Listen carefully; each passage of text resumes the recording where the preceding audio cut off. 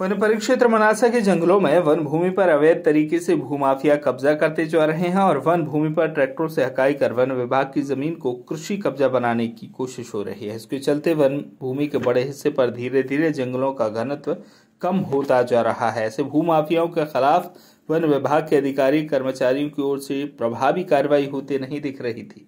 इसके चलते भूमाफियाओं के हौसले बुलंद हैं। वहीं अब आनन फानन में अधिकारियों ने अतिक्रमणकारियों को नोटिस जारी किए हैं, जिसमें 1 जुलाई 2022 को नोटिस जारी किया गया था, जिसमें उक्त भूमि के संबंध में राजस्व विभाग, वन विभाग से प्राप्त कोई पट्टा, कोई अभिलेख हो तो परिक्षेत्र कार्यालय मनासा में उपस्थित होकर प्रस्तुत करने और साथ ही कोई पट्टा या दस्तावेज नहीं होने की स्थिति में सूचना प्राप्त होने के 3 दिनों के अंदर स्वयं भूमि से कब्जा हटाना सुनिश्चित करने की बात कही गई थी। नियत तिथि के द्वारा उक्त भूमि पर से कब्जा नहीं हटाया गया तो इस कार्यालय द्वारा बेदखली की कार्रवाई की जाएगी। उक्त बेदखली की कार्रवाई होने वाला संपूर्ण खर्च आपसे वसूला जाएगा। ऐसी सूचना देने के बाद भी उक्त जंगल की भूमि पर से वन अधिकारी द्वारा अभी तक अतिक्रमण नहीं हटाया गया। वहीं भूमाफिया द्वारा इस बात का फायदा उठाते हुए उक्त भूमि पर खेती कर 2 बार की फसल भी प्राप्त कर ली गई। लगातार पेड़ों की कटाई करने का कार्य भी किया जा रहा है। एक तरफ तो वन परिक्षेत्र अधिकारियों द्वारा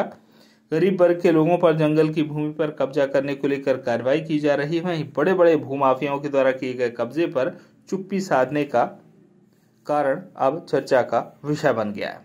इस मामले पर क्या कहना है जिम्मेदारों का? उक्त मामले हमने कब्जेदार को नोटिस जारी कर दिया, जिस पर कब्जेदार द्वारा हमें जानकारी दी गई है कि भूमि पर हमें पट्टे में से प्राप्त हुई है, जिस पर हमने राजस्व अधिकारियों को सूचित कर संयुक्त निरीक्षण कर जहां तक इनको भूमि दी गई उसकी जानकारी दिए जाने को कहा गया है। मनासा से शब्बीर हुसैन की रिपोर्ट।